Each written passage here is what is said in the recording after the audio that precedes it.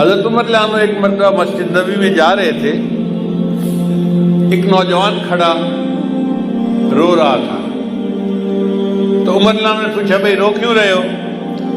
اس نے کہا جی مجھ سے بڑا گناہ سرزد ہو گیا ہے۔ بھائی کیا گناہ سرزد ہو گیا؟ اس نے کہا بھائی میں کفن چور تھا، یعنی جب لوگ میت کو دفن کرتے تھے نا تو میں ان کی قبر کھود کے ان کا کفن نکال کے بیچتا تھا اور اس کے پیسے سے زندگی گزارتا تھا، میرا یہ روز کا کام تھا۔ ایک مرتبہ ایسا ہوا کہ انصار کی ایک جوان لڑکی کی وفات ہو گئی اور میں نے اس کے کفن کو چرا لیا۔ پھر میں تھوڑی دور آگے چلا تو میرے اوپر شیطان غالب آ گیا اور شیطان نے دل میں بات ڈالی کہ لڑکی تو جوان العمر تھی تو کیوں نہ میں اس سے اپنی خواہش ہی پوری کر لوں۔ تو میں واپس آیا، میں نے دوبارہ قبر کو کھودا، لڑکی کی میت کو نکالا اور اس کے ساتھ میں نے منہ کالا کیا۔ اب میرے دل پر ایک غم ہے کہ میں نے زندہ کی بجائے مردہ کے ساتھ گناہ کیا، تو کیا میرا گناہ معاف ہو سکتا ہے؟ حضرت عمر رضی اللہ عنہ کو یہ سن کر بہت جلال آیا کہ یہ کیسا انسان جو مردوں کے کفن چوری کرتا تھا اور پھر ایک مردہ لڑکی کے ساتھ اس سے بدکاری کی۔ تو حضرت عمر رضی اللہ عنہ نے خود جواب نہیں دیا، فرمان لگے آؤ میں تمہیں نبی علیہ السلام کے پاس لے چلتا ہوں۔ چنانچہ نبی علیہ السلام کے پاس لائے، عرض کیا اے اللہ کے حبیب صلی اللہ علیہ وسلم یہ ایک نوجوان ہے، اس سے بڑا گناہ سرزد ہو گیا، یہ آپ سے پوچھنے آیا ہے۔ تو نبی علیہ السلام نے فرمایا بھئی کیا مسئلہ پوچھنے آئے ہو؟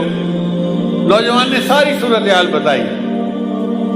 جب اس نے یہ بتایا نا کہ میں نے تو مردہ لڑکی کے ساتھ گناہ کیا، تو نبی علیہ السلام کو بھی بہت جلال آیا اور نبی علیہ السلام نے اس نوجوان کو ڈانٹا کہ تو اتنا جو ہے وہ سنگ دل اور جیسے بندہ بات کرتا ہے۔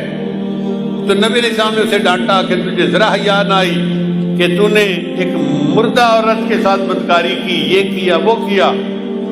جب اس نوجوان نے دیکھا کہ نبی علیہ السلام بھی مجھے ڈانٹ رہے ہیں تو وہ وہاں سے کھسک گیا اور وہ مسجد نبی سے نکل کے سیدھا باہر دیہات میں گیا، ویرانہ تھا جہاں۔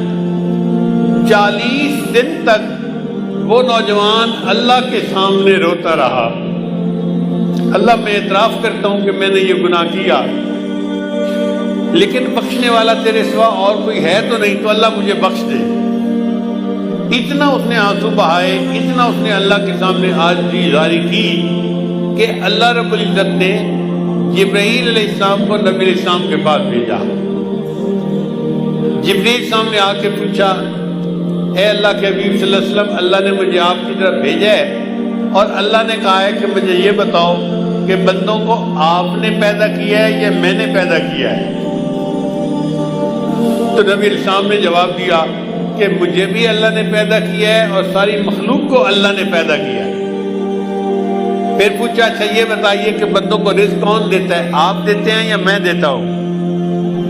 نبی علیہ السلام نے جواب دیا ساری مخلوق کو اللہ رزق دیتا ہے، مجھے بھی اللہ ہی رزق دیتا ہے۔ اے اللہ کے رسول، اللہ نے تیسری بات یہ پوچھی ہے کہ بندوں کی معافی کو میں نے قبول کرنا ہے یا آپ نے قبول کرنا ہے؟ تو نبی علیہ السلام نے جواب دیا ہر بندے کی معافی کو اللہ نے قبول فرمانا ہے اور میرے بھی غلطیوں کو اللہ نے معاف فرمانا ہے۔ جب نبی علیہ السلام نے 3 باتوں کا جواب دیا تو جبرائیل السلام نے کہا مجھے اللہ تعالیٰ نے بھیجا ہے آپ کو یہ بتانے کے لیے کہ وہ جو نوجوان آپ کے سامنے آیا تھا اور اس نے گناہوں کی معافی کی بات کی تھی اور آپ نے ذرا ترش روئی سے جواب دے دیا، وہ بچہ یہاں سے سیدھا ویرانے میں چلا گیا۔ 40 دن ہو گئے ہیں، وہ دن رات روتا ہے، مجھ سے معافیاں مانگتا ہے اور میں پروردگار نے اس کے گناہ کو معاف کر دیا ہے۔ لہذا اس نوجوان کو آپ بلائیے اور بتا دیجئے کہ اللہ نے تمہارے گناہ کو معاف کر دیا۔